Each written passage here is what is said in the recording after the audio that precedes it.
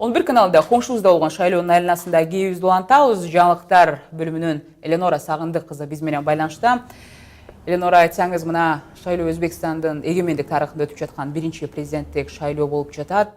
Биринчи өзгөчөлүгү мына ушунда болду десек болот. Бирок мындан тышкары дагы ошол айырмачылыктары деп эмнелерди атасак болчудай?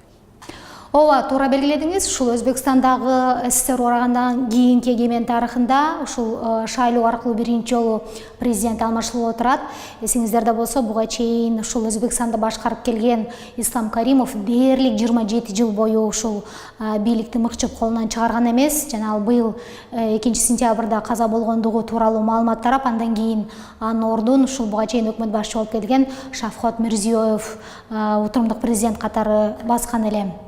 Албетте, буга чейин Өзбекстанда президенттик шайлоолор өткөн, бирок ал шайлоолор шарттуу түрдө гана өтүп, эл 90% катышты жана элдин көбү да ушун Ислам Каримовго берди деген жасалма шайлоолор сыяктуу болуп өткөн болчу.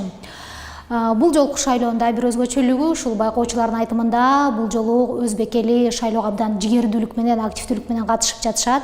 Ал тургай ушул жекшембиде өткөн шайлоодо элдер добуш берүүгө таңертең менен келип, шайлоо участкасында добуш берүүгө кезекке туруп калгандар көп болгондугу айтылып жатат.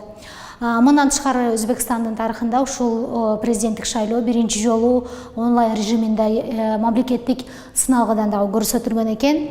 Дагы бир айта кетүүчү нерсе, бул шайлоодо ушул шайлоо участкаларына келген эң кары делген жана эң жаш делген шайлоочуларга ушул шайлоо участкадан атайын белектер тапшырылган экен. Бул эми мыйзам чегинде канчалык туура нерсе же туура эмес, бул азырынча белгисиз.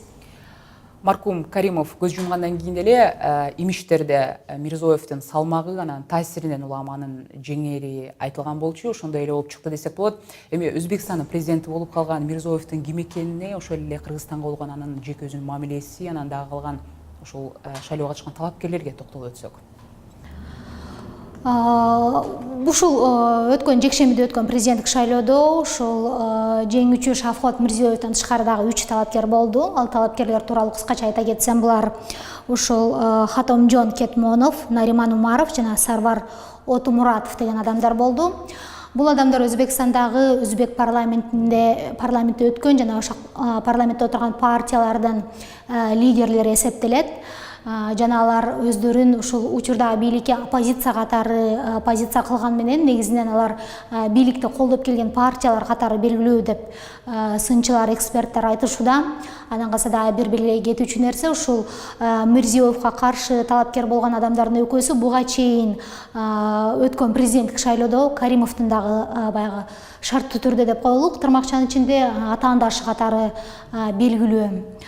Эми ушул жеңүүчү аталган Мирзиёев тууралуу айта кетсем, ал учурда 59 жашта, 2003 жылдан бери Өзбекстандын өкмөтүн жетектеп келет. Кыргызстан менен байланышы боюнча айта турган болсом, ушу Мирзиёев бийликке келген 2-3 ай аралыгында кыргыз-өзбек мамилеси бир аз жанданды десек болот. Кыргыз-өзбек чек арасы жаатында бир аз тактуулук алдыга жылыштар бар. Ал эми эки өлкө ортосунда достук тууралуу айта кете турган болсок, ушул Анжиянан Кыргызстанга атайын делегация келди Өзбекстандан, биз тараптан ошондо атайын делегация Анжиянга барып, эки өлкөнүн достугун бекемдей турган бир катар иш-чаралар болду. Негизинен Мирзиёевди ушул агрардык жаатта билими бар адис катары таанышат, билишет. Андыктан Мирзиёев ушул кийинки саясатында экономикасына, айыл чарба жаатына көбүрөөк баягы басым коет деген сөздөр, божомолдор болууда. Бул тараптан, бул жааттан алып карай турган болсок, өзүңүздөр билесиздер, ушул Кыргызстан менен Өзбекстан ортосунда көптөн бери чечилбей келген суу маселеси бар. Өзбекстан тарап ошо транс-чектүү аймактагы сууларды колдонуу боюнча өзүнүн талаптарын коюп келет жана Кыргызстандын ГЭСтерди куруусуна каршы болуп келет. Бул маселе боюнча азырынча баягы ак же көк бир позиция эки тараптан тең алына элек, бирок өзүңүздөр билесиздер, башта мен айткандай, Өзбекстан көбүрөөк баягы агрардык нерселерге басым жасаган өлкө, андыктан эртеби кечпи бул эки өлкө бул маселеге дагы кайрылат деген ойлор болууда. Шайлоодо эч кандай мүчүлүштүктөр болгон жок деген дагы жалпыланган баа берилбеди. Ошентсе дагы шайлоодон кийин Өзбекстанда демократиянын өзгөчөлүктөрү болушу канчалык, анан ошол эле натыйжа кандай болот деп ушул саясатка баам салган серепчилер өзүлөрүнүн баасын беришүүдө. ооба ушул президенттик шайлоодон кийин Өзбекстанда кандай өзгөрүүлөр болот, анын тышкы саясаты, өлкөнүн ичиндеги баягы бийликтин багыты кандай болот, ушул нерсе көп суроолорду жаратып жатат. Буга чейинки ушу Мирзиёевдин жасагандарын тизмектей турган болсок, мен жана башында айтып өттүм, Мирзиёев ушу 2,5-3 ай аралыгында Өзбекстанда экономикалык баягы реформаларды жасоо планын жарыялады. Бул албетте ички жана тышкы саясаттагы серепчилер тарабынан жылуу кабыл алынды. Андан тышкары Мирзиёев ушул бийликте отурган кыска мөөнөт аралыгында Өзбекстанды курчап турган коңшу мамлекеттер менен ымаласын жакшырта алды. Бир гана Кыргызстан эмес, ошол эле Тажикстан, Казакстан менен дагы баягы мамилесин жылытканга аракет кылды. Ал эми өз өлкөсүндө болсо Шавкат Мирзиёев ушул дыйкандардан алынчу пахтанын баасын өкмөт ала турган бааны жогорулатты. Бул албетте жергиликтүү эл тарабынан абдан жылуу, жакшы кабыл алынды. Андан тышкары ошондой эле ушул пахта теримдерин жыйноодо балдарды оор жумушка тартпоо боюнча өлкөнүн экономика министрлигине эскертүү берди. Бирок бул нерсе ушул коомчулук тарабынан ар кандай кабылданды. Эксперттердин бир катары бул ушул Өзбекстанда саясат өзгөрүп атат, Каримовдун баягы катуу авторитардык режиминен бир аз таюу бар, эми жакшы болот деген илгери үмүтүн айтса, кайбирлер болсо бул жон гана эл аралык коомчулуктун көңүлүн алуу боюнча жасалган ишара деген өздөрүнүн баасын бере баштады.